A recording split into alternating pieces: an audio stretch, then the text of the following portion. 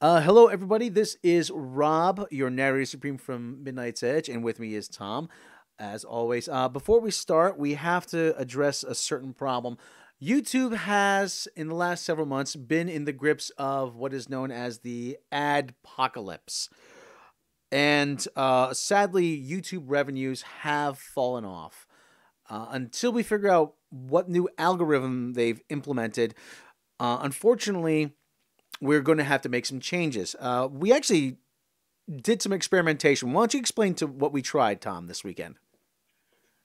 We may actually put together a little video explaining everything in the long run, but we created several little videos of Rob doing nursery rhymes and a dirtier version of the nursery rhymes. We put out several versions with different audio and visual to just try and figure out what the algorithm was all about, along with, of course, like changing the title and all that kind of stuff just to see what would happen. Changing up images. We tried a lot of different things, and unfortunately, we could not crack the code. We got some hints, but the code remains uncracked.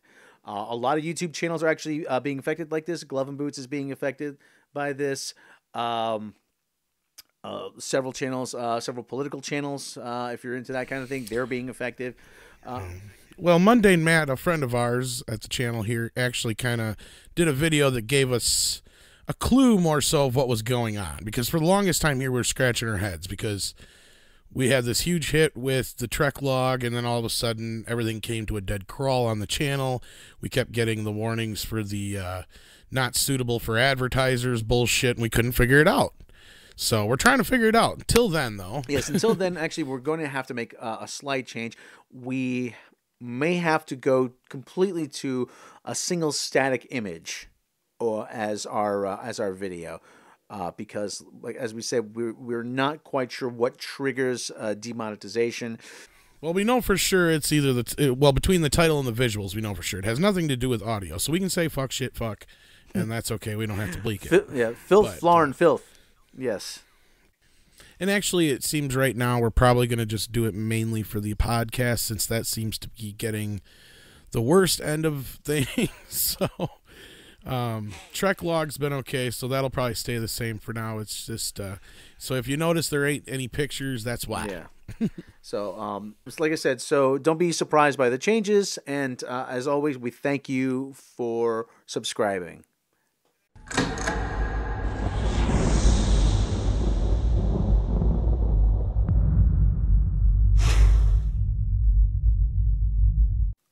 Good evening, ladies and gentlemen, boys and girls. Good afternoon, good morning, good night, good day, whenever you're listening. Welcome to another episode of Midnight's Edge After Dark. I am, of course, your narrator supreme, Rob Robot Shlomo, and with me, as always, I almost said Andre, is Tom.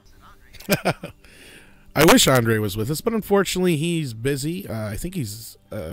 Last I knew, he was getting on a plane for some reason. I don't remember what for, if it was for work or for vacation or what, but he's a busy, busy man, so he's unfortunately unable to join us today, but I'm doing the best I can as usual. How are you doing, Rob? I'm doing fantastic. I'm coming to you live on tape from Shabby Road Studios in the heart of the Elm City, the leading...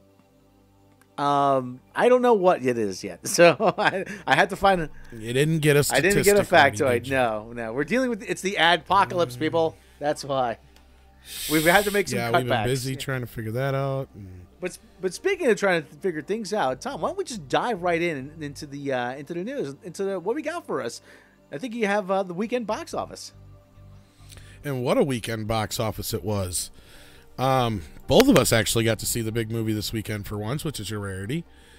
So we will talk a little bit about that, but we'll leave a lot of it for the round table, which inevitably will come along with Andre, of course. And that was, of course, Thor Ragnarok, which rocked the box office with $122 million. Crazy opening for Thor. Very, very large opening. Altogether, with all that it's made within, because it opened up, I think it was last week or a week before in a lot of markets overseas. Altogether now, its cumulative has come to 431 million worldwide. That's just insane. And it's just started its run in the U.S. There's like total superhero fatigue. People are getting tired. People are getting tired of superhero movies. People want something different. Yeah. Okay. Right. Yeah. Keep saying that. Well, we did get something different, and we got something different within the genre, which is something that Marvel's pretty well known for. And I was impressed. Some people will say the humor was too much. I thought it was well sprinkled. I don't think it was overdone. It was a little bit different style humor than Guardians of the Galaxy, but in that kind of same kind of vein, yeah. Yeah, very colorful movie, too, without getting into too much, but very colorful. Oh, very Jack Kirby influenced. Oh, yeah. Hulk steals the show, of course. Great, a whole lot of cameos. We were just talking about that a little bit ago. Spoilers out there. If you haven't seen the film, plug your ears for about 10 seconds. There's a little. Can we put up a spoiler banner, or will that get tagged in the apocalypse? It'll probably get tagged with our luck because it's red. I'll have to do a little pink one. Maybe it won't get tagged. No, but anyway, just kidding. But no, there's a scene where there's a little play going on, and you got Loki and Thor and Odin in the play, and of course Loki is played by Matt Damon, who played Loki in Dogma as well, a different version of Loki, but the same.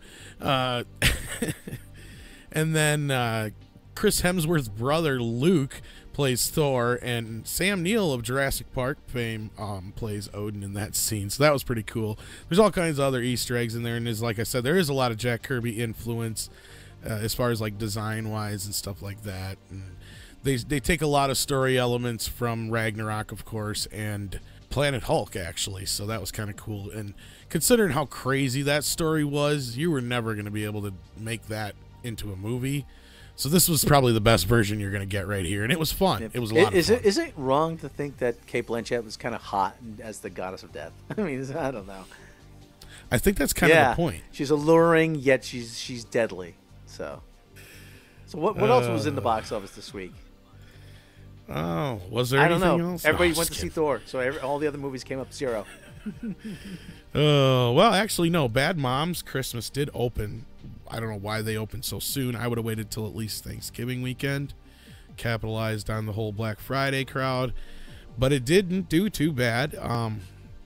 It did open early on Wednesday, so between Wednesday and this weekend, it did a total of $21 million, but it did do 16 over the weekend. Respectable for a comedy like that. Jigsaw dropped down to third place with $6 million. Number 4 was Tyler Perry's Boo, a Medea Halloween. Number 5 was Geostorm with $3.1 million. Happy Death Day coming at number 6 with $2.6. Blade Runner dropped down a couple more spots to number 7 with $2.3. Thank You for Your Service came in at number 8 with $2.2. Only the Brave came in at number 9 with $1.9. And Let There Be Light came in at $1.6 at number 10. But one that's going to be one to look out for. It only opened on 659 screens and did 1.1 million, but LBJ with Woody Harrelson is probably going to be one of the first Oscar contenders. It's directed by Rob Reiner. That opened limited, so we'll start to see a lot more films like that as well. So anything stick out to you, Rob, for the box not office? Not really. Like I said, LBJ is definitely Oscar bait. Hey, meathead, want to give me a beer here? So anyway. So that's, I think, like I said, we're going to be doing a Thor Ragnarok roundtable, so stay tuned for that. So what else have we got in the news? Well, there was a bit of a shakeup today, as I guess even though it's been something that's been going on for a while, the news finally broke. But it broke just in time to let us know that things kind of broke down. But let's not bury the lead. Let's kind of get on to the main subject, because it's still something that could possibly happen, but we got to be upfront about that part. Disney was in talks with Fox to acquire many parts of their empire. Rob's going to give us a little bit more on this because he was able to study on it a little bit more. I've been so busy working with the Trek log and all that other stuff with the algorithm and all that shit. But anyway, which Rob, of course, has been helping me with. Yeah. But point being, so tell us a little bit about this, Rob, and what happened here. Okay. Or what is going down anyway. So the way I understand it is, and the way I've read it, according to Forbes, is, that's the kind of show we are now. We get our news from Forbes. So anyway, Disney was negotiating with Fox over the past couple weeks to buy a sizable chunk of Fox as a property. Now, what that means is Disney would get Fox Studios, and everything that would go along with it, but they would not get Fox News. They would not get Fox Sports 1. They would not get Fox Television, FX, or FXX, because Disney already has television networks, and they would be subject then to antitrust violations. But what this would also mean would be entailing that things like the X-Men, Deadpool, and the Fantastic Four would all essentially be coming home to Disney. And Star Wars: A New Hope. Star Wars: A New Hope, yes, because Star Wars: A New Hope and actually Empire and Return of the Jedi, I believe, also. I believe. Well, Fox I think they still have. Well, they have, I think, portions of that, but the main deal is I think they still own distribution rights completely to A New Hope, still, if I'm not mistaken. So that would be another thing they would get their hands on as well, along with all this other stuff to help build up the brand new Disney streaming service. But yeah. Yeah, I mean, you got to figure that's going to be a huge part of it. And like I said, it just helps too. All their stuff is under one umbrella. I don't know if I should say unfortunately, but actually they have not been negotiating over the last few weeks. Talks have sort of been at a standstill. I wouldn't say they've broken down, but there's been no new news in that regard. Right. Word is, though, that they're still in negotiations with a few other possible buyers, and they are looking to sell, though. That is the big thing. Yeah. So Fox pretty much wants to just concentrate on the broadcasting side of things, which to them, I guess, is good. Fox is still a pretty big movie studio, though. Yeah, and I think they still own... And I think that would come along with the MGM catalog as well, if I'm not mistaken. I'd have to do a little bit more research on that, but I'm pretty sure it does. What everybody's kind of curious about is the whole X-Men, Fantastic Four, and Deadpool thing. Some people are concerned considering Deadpool. They're like, oh no, if Disney gets their hands on Deadpool, what's going to happen? I don't think a damn thing, because it'll still probably stay under that Fox banner, or we've already seen with the Netflix shows that Disney has no issues with letting Marvel do their thing. Just like I'm sure that if Kevin Feige would come up to Disney and say, let's do an R-rated Blade movie, Disney would be like, all right, because it's under the Marvel banner anyway. So, yes, people associate that with Disney to a point, but they know as far as like the general audience don't really know, or at least associate the two. It's usually just geeks like us who actually know this kind of stuff. So it won't affect anything as far as... I don't think it'll affect anything as far as Deadpool. Now, X-Men and Fantastic Four is a different story. Deadpool is the one that has everybody kind of concerned here. And I just don't see that Disney would turn around and fuck that up. No, I see Disney just including... Because you got a lot of hints that Deadpool was already part of the Marvel Universe in the first movie. I mean, yeah, that's a S.H.I.E.L.D. helicarrier. Make no mistake about it. And there was Hydra Bob, and they actually made a couple inside jokes about Samuel L. Jackson. And it's a Marvel movie without being a Marvel movie, and so it wouldn't be that huge a stretch to just have Spider-Man show up in a Marvel movie, and have Ryan Reynolds turn to the camera and say, "Wow, that money was well spent now, wasn't it, kids?" Well, not only that, you can keep doing R-rated Deadpool films, and then if you have him show up in Avengers, he's like, "What the bleep?" And like you can make this whole like joke about the fact that he's bleeped. He's like, "What the bleep is that? Why can't I bleep and bleep?" And stuff like that. So I mean, I'm sure that would work out, and I think a lot of people would be cool with seeing the X-Men kind of finally being integrated into the Marvel Universe, or a new version of the X-Men, because to be frank, outside of Deadpool, I could care less if the X-Men continues from here on out. I thought Apocalypse was like, well, we've proved that this has gone too far now. It was all right. Let's not make any more. That's kind of how I felt. And the next thing you know, we're getting Dark Phoenix. So we'll see on that. And as far as Fantastic Four, I wouldn't. The less we talk about Fantastic Four, the better. I mean, it's just a mess. I mean, it really, at this point, there's absolutely nothing Fox can do with Fantastic Four to salvage that property. And even if Disney does reacquire it, it's gonna take a while to. I just don't see them integrating well into the Marvel Universe. Well, I can see them integrating well into the Marvel Universe, but it's just gonna take a while for them to find a place for it.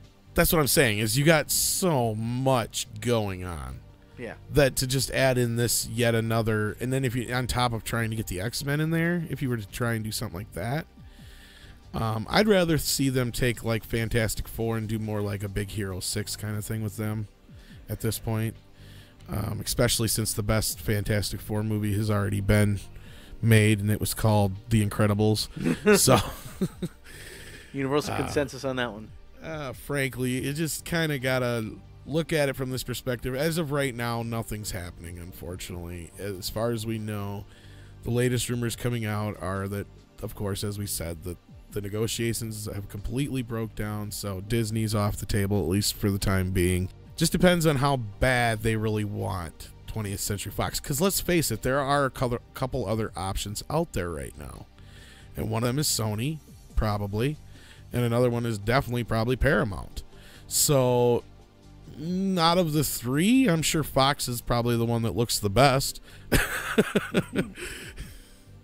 Yeah, well, I don't think we're going to see any movement until maybe they'll announce something by the end of the year. Who knows? But usually January 1st is the time when they get all their ducks in a row. And it can still take some time.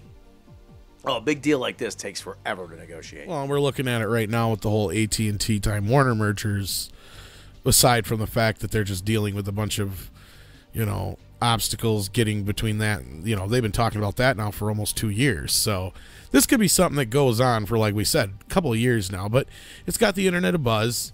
One thing that people have been overlooking noticeably was that the talks did break down. So not to try and be the rain on the parade.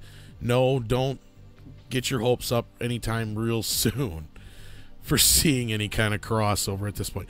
I mean, of course, if don't get us wrong, if in a couple of weeks it turns around and Disney makes another offer and Fox takes it and they decide to do a deal, that doesn't mean that they couldn't start working out some kind of crossovers looking forward into the future. But again, we're still looking at 2, 3, 4, 5, maybe years down the road before we actually finally see anything come from this as far as the Marvel Universe goes.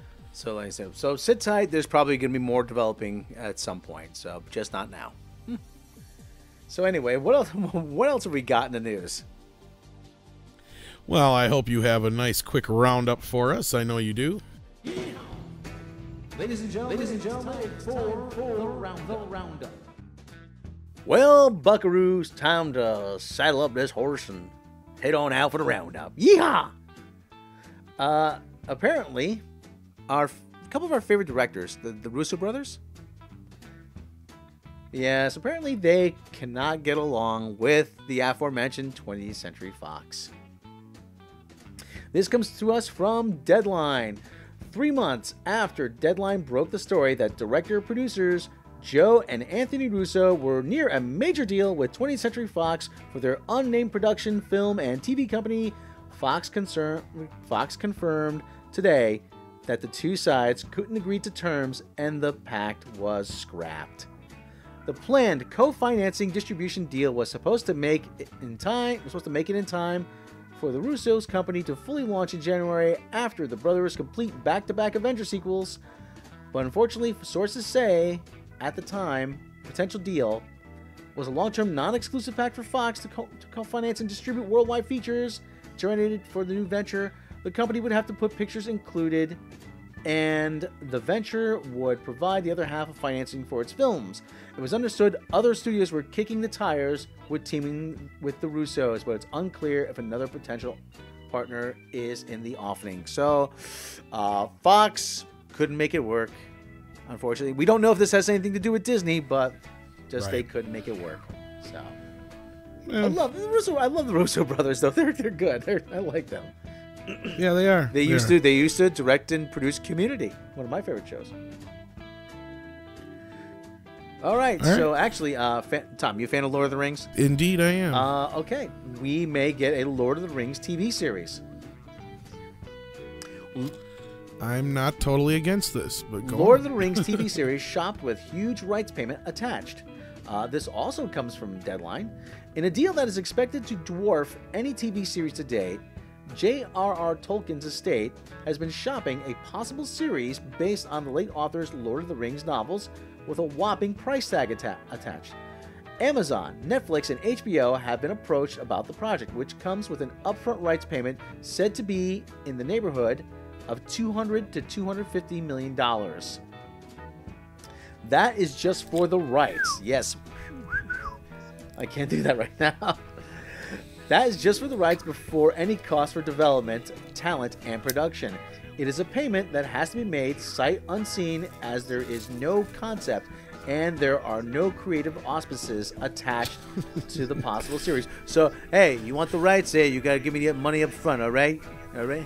You know, the original Lord of the Rings trilogy is almost 20 years old now. Is it really that old? Oh, my God. 2001, yeah. Anyway, Deadline, here's the pitch at HBO. Involved producer Joe Tranter, whose company is partially owned by HBO and Sky, but the general package has no talent attached. On top of that, the budget for a fantasy series of that magnitude is likely to be in the $100 to $150 million price range per season. Amazon and Netflix are still in the running, and HBO has been said to have passed a while back because of the finances of the deal and that many industry observers called insane. Well, the interesting thing about that is that HBO is actually owned by Time Warner, which owns the rights to the Lord of the Rings, which would be under Warner Brothers. So yes, we've talked a lot about Paramount, actually, and the troubles they've been having. Well, apparently, the first head is rolled at Paramount. Oh. Megan Colligan is out as global marketing chief at Paramount. This comes to us from Variety. Megan Colligan is out as head of worldwide marketing and distribution at Paramount Pictures, Variety has learned. The move comes as newly installed studio chief Jim Giannopoulos continues to shake up the top executive ranks at the troubled company in the wake of a series of film flops such as Ghost in the Shell and Baywatch. Paramount's latest bomb, Suburbicon, a dark satire from George Clooney, debuted to a dreadful $2.8 million. It has eked out $5.1 million in 2 weeks of release. In September, Giannopoulos ousted Mark Evans, the motion picture group president, and replaced him with Wick Godfrey, the producer of The Fault in Our Stars and Twilight. Because when you want to reinvent your studio, you hire the guy who produced Twilight. So anyway, in a memo to staff, Colligan thanked her colleagues for their hard work, inspired talents, and true professionalism. She went on to write, "You're a team in every sense of the word. You never give up and never give in, no matter how great the challenge. It is unclear who will replace Colligan." Not that surprised, so that people are going to start begin pink slips at Paramount. Yeah. We'll see how this goes and how many heads roll. So anyway, finally, in the roundup, we have news from my favorite upcoming movie, or at least one of my favorite upcoming movies. Asher Angel, aspiring young man, to play Billy Batson in DC's Shazam! Damn, still nothing. Asher Angel has been cast as Billy Batson opposite Zachary Levi in New Line's DC superhero film Shazam! Sources tell Variety. The film follows a boy, Angel, who can transform into an adult superhero by uttering the magic word Shazam. I know because people are getting tired of that joke. The name is an acronym of the ancient gods and historical figures Solomon, Hercules, Atlas, Zeus, Achilles, and Mercury, who Batson derives his heroic attributes from when in adult form. And of course, as we all know, Mark Strong is in talks to be the villain, and Grace Fulton will play one of Angel's friends. So, okay, I'm sorry, but I have to do it at least one more time, just for the name of science. Shazam! Tom, do I look different? Damn. No. Damn. Sorry. Wait. No, never mind. It must just be a shadow. It was a piece of that chicken wing I had for some of the sauce on my face. Yeah. So anyway, that is the roundup.